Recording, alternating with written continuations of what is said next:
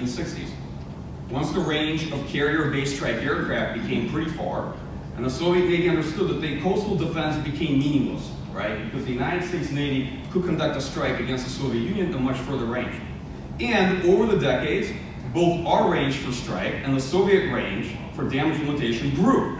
So by the time we got to the 70s and 80s, we were in what was officially called the Battle for the First Salvo, where Soviet squadrons stalked American carrier strike groups in open water, expecting, in the event of conflict, to unload as many anti-ship missiles as they could onto them and attrition as much of the US Navy as possible in the initial area of conflict. That was basically the strategy. And then however many Soviet naval assets died, it was worth it, from their perspective. Although that happens too. There's also violence of former neighbors, local friends, former friends, and even sexual violence is part of daily life of Jews from different places. In Transnistria, sexual violence of Romanian Jews over Soviet Jews, vice versa. There's documented stories that become taboos later, but in these particular songs, they don't yet know what they're allowed to talk about, what they're not allowed to talk about. In these particular songs, we see this language and we see that story. Now, another song that he recorded on a train, and by the way, this is how these notes look like before, I make them all nice for you. And now this, the size of that paper is about a quarter of the A4 paper. So thank you to Digital Humanities and to the scanning the material that we could read them. So this is another example of a song called, recorded from Kupferschmidt on the Train, 1941. It's called The Slaughter. And here we see how the evolution of the story of pogrom and the language of pogrom changing to describe actually the things that happen in that war. Because babies being killed in front of mothers, elders taken from their house. So far we're doing Dostoevsky. So far that's not an unusual trope. And then being raised, and then we see Hitler. And that's how the process of making sense of the violence takes place in folk creativity, because you use the tropes, you use the existing language, but then you bring in new historical characters to place it into the time. Also interesting is the title of that particular song, the Shchita, which in Hebrew and in Yiddish means slaughter. These songs already begin to describe the process of mechanized killings as opposed to local intimate violence. And I'm keeping this a little bit PG-13 here, although I don't know why, but the text that we see in this material is a little bit hard for us to process. For example, there is this song that talks about, written from a point of view of a child who's about to be shot. And the child says to the shooter, please don't shoot me in the eyes. Shoot me somewhere else. I just don't want to be shot in the eyes. And the shooter shoots in the eyes, and the child dies. In this other narrative that comes up in this material is, again, the narrative of sexual violence. But as the longer, the later they are created, a little bit more differently the sexual violence is portrayed. In some songs that Kupferschmidt recorded, the names of perpetrators are there. Those are people who raped our women. They use the Yiddish word geschämt, raped, in order to describe them. In 1942, when they write about sexual violence, the word geschämt is replaced with the word geschämt, which means shamed. So there's a little bit more change of language in there, and also the whole story becomes a little bit more general as opposed to specific, in order to describe more kind of widespread nature of tragedy, and also thinking about the subject itself becoming more taboo.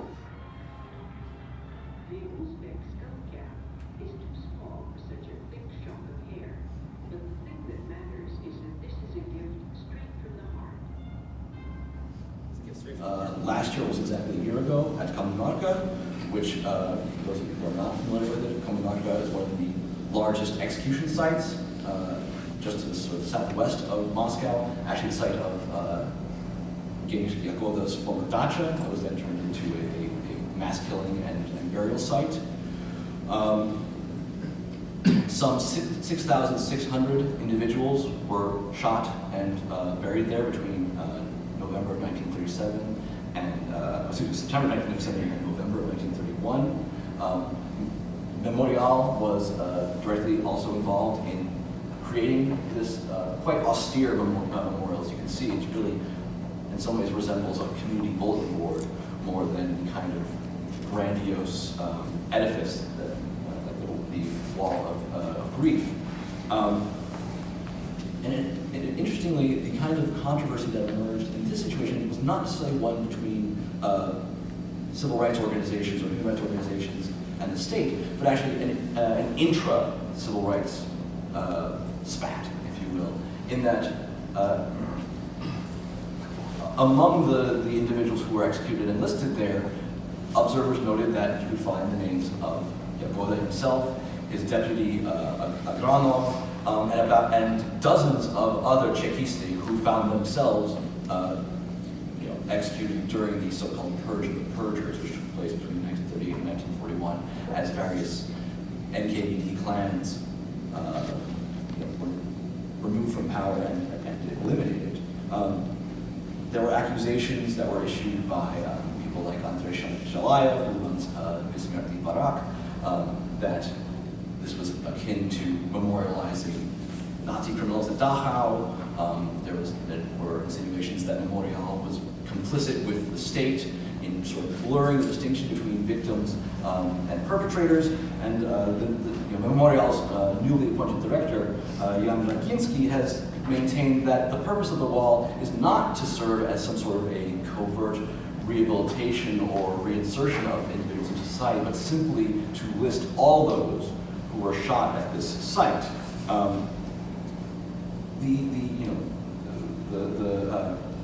The outcry that this incident provoked really signals, to my mind, how just the issue of perpetrators and what to do with them has really been circumscribed by the legal edifice that remains in place that was established during the 1950s. In that period, there was this sort of consensus among Soviet leadership that even though NKVD agents or officers who were shot in the late 1930s and the 1940s were not guilty of the punitive crimes for which they had been condemned, that they were not worthy of rehabilitation because of their participation in crimes against socialist legality, even though at the time they were acting in accordance with legal precepts. We have one particularly useful example that I found is the case of Israel Dagin, who was in charge of the NKVD in the North Caucasus and eventually led the bodyguard unit for leaders of the Soviet state. He was denied rehabilitation both in the 1950s as well as recently as 2014, even though there is an open understanding that he was not part of some sort of counter-revolutionary underground for which he was actually convicted. This suggests to me that there is a real paucity of a legal understanding for how to address the case of perpetrators. So all the laws of humane slaughters don't apply to Kayla. So Kayla kills pigs because their skin is used for clothes. So that's the song says. Kill the Germans like you would kill a non-kosher animal without any sense of mercy. And why? Because the enemy is not human. So the last thing I'm saying in lieu of conclusion is this. So I don't know if I'm right about this. Maybe I'm wrong about this, but it's still work in progress, so I don't know. The Soviet government invests tons of money in writing very important motivational pieces for Soviet soldiers to fight the war. Tons of stuff. So I'm putting to you here the very famous poem by Konstantin Simonov, written in 1942, motivating soldiers to fight, became very popular, and all that. And one of the things that struck me when I was first reading the poetry written in 1941 is that I saw it somewhere. I saw these raped women and murdered children and all these old people. And I remembered I saw that in all the Soviet poetry, I knew, not necessarily from my studies, but from my life growing up in the Soviet Union. And then I went on Wikipedia to check, when Konstantin Simonov writes that song, because, and because I thought, well, maybe all my materials are copying a variation, Yiddish variations of that. So it turns out that actually Yiddish songs that I'm quoting to you were written before Konstantin Simonov wrote his thing. Then I started looking for more, and I see that there's a lot of stuff written in Russian and in Ukrainian in 1941 sent to our friend Ilya Ehrenburg in Moscow, who people recognize most. So Ilya Ehrenburg, my theory is this, works with the Soviet Jewish Anti-Fascist Committee, which is full of Yiddish poets, as you know, and whatever he cannot read in Yiddish, or whatever he doesn't like in Russian and Ukrainian, goes to them. The imagery in Konstantin Simonov's works and of his colleagues is strikingly similar to the folk imagery of testimonies of people, eyewitnesses of this uneducated, unarticulate people who can't speak but can sing, the story that they tell. And they use these stories in order to create truly popular, truly inspiring motivational pieces with the right emotion that really find the audience of millions. So maybe that story of Jews creating this songs and then translated into Russian, not just with terms of language, but also eliminating Jews from it, is how Soviet intellectuals came up with a way to reach to the largest Soviet population. And maybe Yiddish eyewitness testimony in poetic form did more than just preserve history for us, but also gave language to Soviet people and to fight this war. So I'm going to end with this here, and thank you for your attention.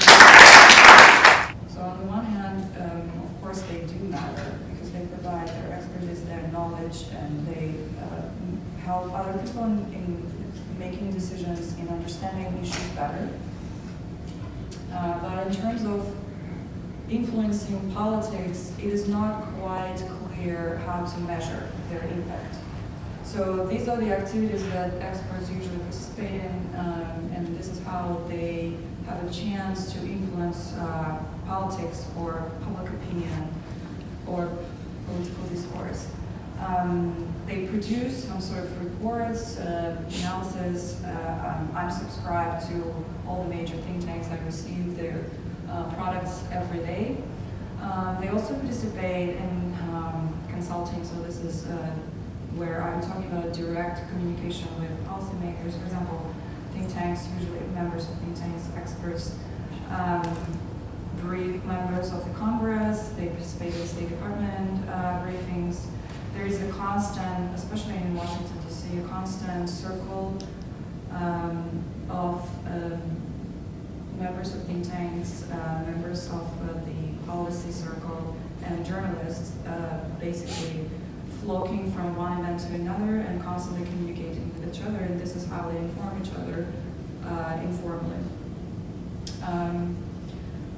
And finally, of course, they talk to journalists officially, give comments, provide their research to journalists to cover in their reports, appear on television.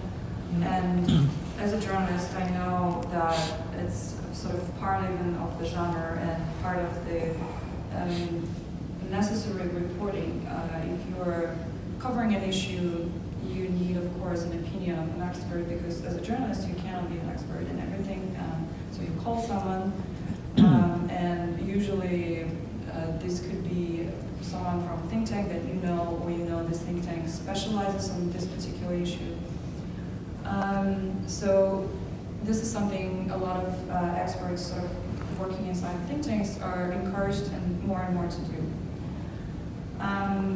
I also want to point out to this the revolving door phenomenon. Basically, this is something that's specific to the United States and probably the UK.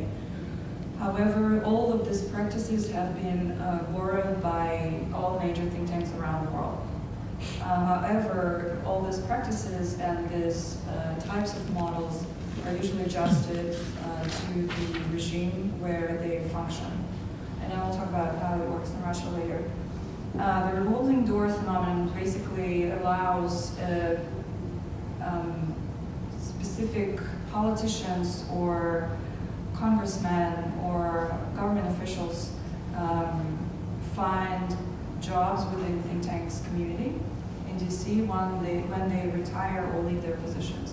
And sometimes the new administration, when it comes to power, they're looking out for good experts from the same think tank. So basically, there is this constant circulation of about several thousand people in Washington, D.C. who float from one position to another, and this is how the experts and policymakers constantly schmooze and influence each other. To kind of reveal again some information that will then be portrayed and framed in Russian domestic media as a kind of a gotcha moment.